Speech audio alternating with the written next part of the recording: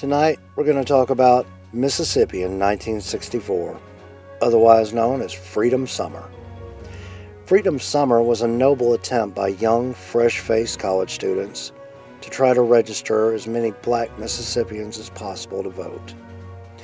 This, of course, was met with violence, was met with beatings, it was met with intimidation, and ultimately it was met with murder.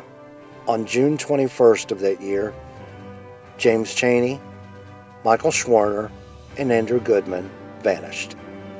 There was outrage across the country.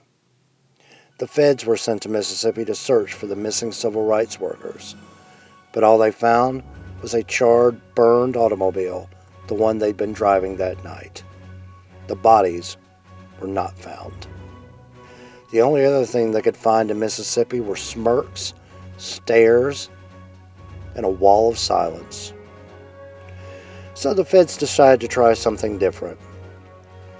Since the Klan is basically a criminal organization with stone cold killers, the feds decided to utilize another criminal organization filled with stone cold killers, the Mafia. And as luck would have it, in 1964 on their payroll was one Greg Scarpa. Greg Scarpa was an FBI informant, but he was also an enforcer for the Colombo crime family. He was known as the Grim Reaper. So the feds sent Greg Scarpa to Mississippi. Greg Scarpa immediately zeroed in on Lawrence Byrd.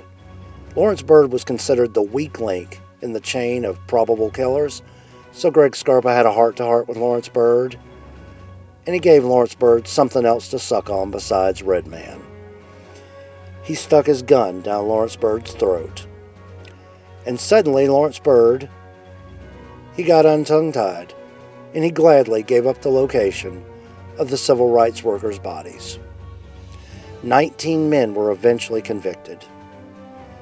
Though none served longer than 6 years in prison, it was the first time since Reconstruction that white men in Mississippi had been convicted of civil rights violations. And to top it off, in 2005, the proverbial one that got away, Edgar Ray Killen, had his liver-spotted ass sent off to jail too. Nonviolence is usually the best approach, but this time, it just wasn't working. And sometimes, if you want to beat the devil, you have to go to hell. Good night.